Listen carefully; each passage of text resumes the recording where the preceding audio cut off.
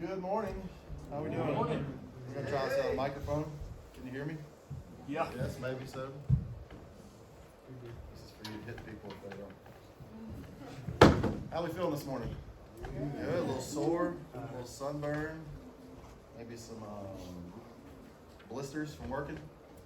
That's normal. That's okay. Discomfort is where growth happens. So if you're discomforted this weekend, out of your comfort zone, like me right now, that's okay. We could have a whole talk about that, but that's not what we're talking about today. But we could have a whole talk about your comfort zone if we want to. I'm Matt, for those of you who don't know. Most of you probably see me on stage on Sunday mornings with my big, giant red face, trying to keep up with Ladd and Julia and Chelsea, doing the best I can. Also, I am part-time staff here. The title, I guess, is culture coach. We could sit in the back and talk for an hour about that if you wanted to, and I can try to explain to you what that is. But if you've ever heard the phrase herding cats, it gives you a little bit of idea. Then just imagine all those cats have like the most intense ADD you've ever seen. That's kind of what my job is here. But this morning we're going to talk about purpose. And I looked on the Google, according to the Oxford Dictionary of Language, defines purpose as a particular way of dealing with or considering something as it pertains to your approach or your attitude. All right. There are lots of postures in your life, like the generation for me, the old people older than us. We're all young, right? The older people, way before you two, way before. Well, they sat at a table before we all sat at tables like this. There was a posture you sat at the table. They wanted your shoulders back, your head up.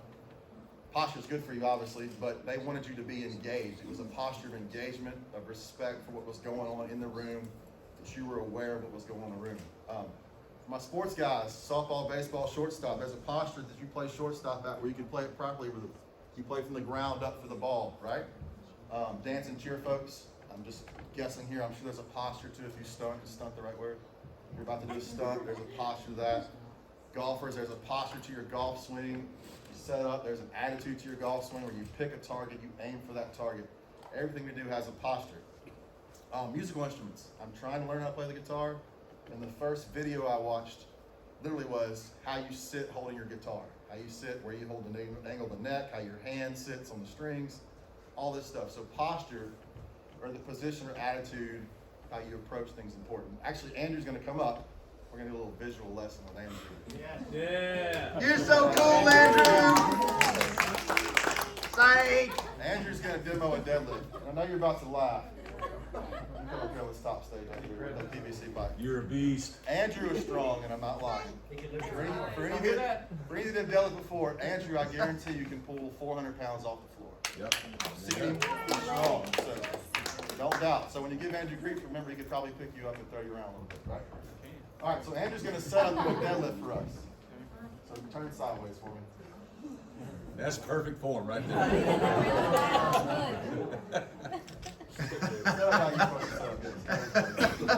All right, so Andrew's set up. Now, what I would tell Andrew to do is probably drop his hips down a little bit. You're gonna say that. We're gonna pull this bar closer to his shins. All right, his shoulders will be back and pulled down. All right, and his goal is he's in the right angles. His head's looking out in front of him. It's not looking up at the sky or tucked in like this. So we get Andrew in the right posture, the right leverage of all his angles, the right approach. His approaches. He's gonna brace his core. He's gonna think. The thought I give Andrew is, instead of standing up, I tell him to shove his feet through the floor. And if he can do that with the right attitude and approach, as he shoves his feet through the floor, his hips and shoulders will rise at the same time. It'll make him super powerful, super strong, and he'll leverage all that posture to pull 400 pounds off the floor, if he does it right. Right? If he doesn't do it right, it's probably not going to go as well. Good job, Andrew. Thanks. Should have stretched before. Just sit there. If you were a follower of Christ, there is a posture you're supposed to operate in. All right? That is your posture of purpose. When we were talking about this with Andrew before it started, I was trying to land on a topic to talk about. Jack talked about running yesterday morning. I tried to run like a month ago when they told me I was doing this. But I was trying to land on a topic because they kind of left it up to me as long as it kind of flowed with what the weekend's about. And I asked Andrew if there were any verses that he wanted us to use for this weekend. And he told me one of them was 1 Peter 4:10. So I read it right in front of him. I started laughing. He asked me what I was laughing about. So my other job is I'm a coach at the little gym on the front campus out there. And Mindset Fitness. So I believe heavily in purpose and operating through the lens of your purpose all the time. That's your filter for everything you do. Be intentional and operate through that lens. And so I came up with the definition of purpose when I started the gym a couple years ago. And my definition of purpose is using your talents and gifts to the best of your ability to bless those around you, thus raising the quality of life for everyone in your sphere of influence. All right? That's the definition I came with the gym. So when I read the verse, I laughed. The verse says, each of you should use whatever gift you have received to serve others as faithful stewards of God's grace in various forms. So whether you have a secular view of purpose or a spiritual view of purpose, which hopefully we have in this room, it's the same thing. It's using whatever you've been blessed with, your talents, your gifts. Some of you have the big flashy woohoo gifts. Some of you have more behind the scenes gifts. We all have a purpose and a part to play with our gifts. Amen. And your posture, your attitude, your approach as a Christian, that posture of purpose is service. That's the point of this weekend. Your lens, your purpose as a Christian should be first, how can I use everything God has blessed me with to serve the world around me? That's your mission. So how do we shift that mindset? How do we get in that lens to start our day? How do we get in the lens of serving others instead of ourselves? Wes talked about self last night. How do we get in that lens? I got an easy verse for you. You can say it every morning when you get up. It's John 3:30. He must become greater. I must become less. That is where you have to hang out. His plans, his purposes. That has to be the posture we operate from if we're to build his kingdom, because it's about his kingdom, not about our kingdom, right? If we get that out of whack, just like if Andrew had rounded his back or stood up on his toes or done something funny, his deadlift would be weak. He probably hurt himself, but his deadlift would be weak. He'd have no power. He wouldn't be able to create leverage, all right? When we operate that way, we have power leagues. I was watching I watched Premier League soccer on Sunday mornings. When my kids started playing soccer several years back, I really kind of got into it. I know it's the South and soccer's communist football, but I enjoy it. And if you sit down and watch the Premier League on Saturday morning, it's a lot closer to football than you think. But I was watching a match a few weeks ago, and this guy made an incredible pass across into the box, and it was perfect. Like, all that good guy had to do was just step into it and score. Well, when the pass came in, I don't know if he got excited or what, he kind of did this, and the ball like dribbled to the keeper. That's because he was out of position.